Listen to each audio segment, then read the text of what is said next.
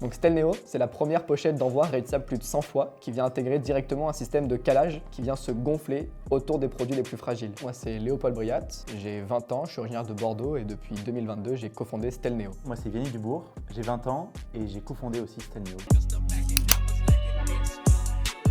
Stelneo, en fait, c'est une idée qui arrivait un peu par hasard. On s'est rencontré avec Vianney quand on avait 13 ans, puisqu'on faisait partie du même club de robotique. Et chaque année, en parallèle de cette partie robotique, il fallait développer un projet innovant. Quand on avait 16 ans, pour notre dernière année, le thème c'était la logistique. Et quand on a 16 ans, la logistique, on en a un peu rien à faire. Jusqu'au jour, en fait, on a commandé une tablette reconditionnée qui est arrivée dans un carton qui fait une taille immense. Et on s'est dit, il faut faire quelque chose en fait pour réduire la volumétrie de ces cartons, tout en conservant le même niveau de protection. Et c'est comme ça qu'on a inventé Stelneo. C'est un projet qu'on a réussi à lancer avec très peu d'argent. Et lorsqu'on avait besoin, on a pu participer à plein de concours entrepreneurial, ce qui nous a permis d'avancer un peu plus vite. Quand on a lancé notre projet, en fait, on est parti du principe que le plus important pour nous, comme on était jeunes, c'était vraiment de se faire accompagner de A à Z sur comment bien lancer un projet. On a commencé par se faire incuber par l'incubateur de l'Université de Bordeaux. Ensuite, on est passé chez Transtech pour développer la propriété intellectuelle.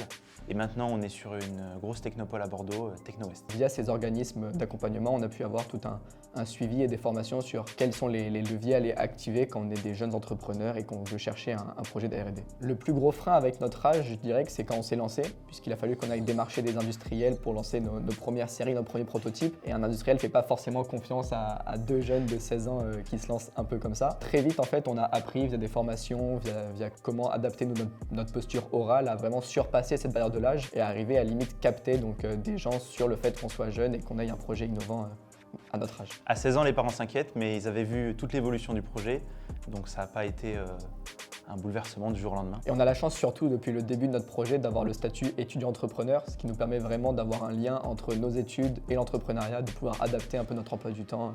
Une journée à Paris pour rater des cours et pouvoir les rattraper plus tard. La plus grosse difficulté qu'on a eue quand on a lancé le projet, c'était vraiment réussir à développer un produit, que ce soit par rapport à nos fonds propres, à notre investissement personnel. Développer un produit, ça demande de faire des recherches sur les matériaux, sur les normes, protéger l'idée, aller chercher des industriels. Et pour nous, quand on se lance un peu et qu'on n'a pas tous les cadres de l'industrie, c'est très compliqué vraiment d'arriver dans le grand bain et de devoir se dire ça c'est la direction que je dois prendre, plutôt que celle-là. Et donc il a fallu un peu naviguer au début avec ces différents problèmes. On est très heureux en fait de là on est arrivé déjà. Avec le recul, on s'est dit que peut-être on est allé chercher un peu trop la perfection dès le début, qu'on aurait pu lancer déjà des premiers prototypes pour aller plus vite. Mais c'est vrai qu'aujourd'hui, comme on a passé beaucoup de temps nous à développer le produit, on est devenu un peu maître de ce qu'on sait faire dans ce domaine-là. Donc même si on a pris plus de temps que prévu, on a quand même réussi nous à développer notre compétence sur un produit gonflable.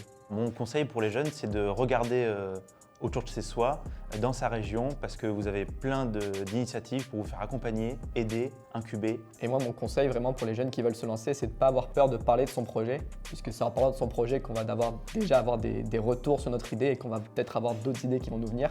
Donc vraiment, la parole, c'est pas quelque chose qui doit faire peur, surtout quand on se lance.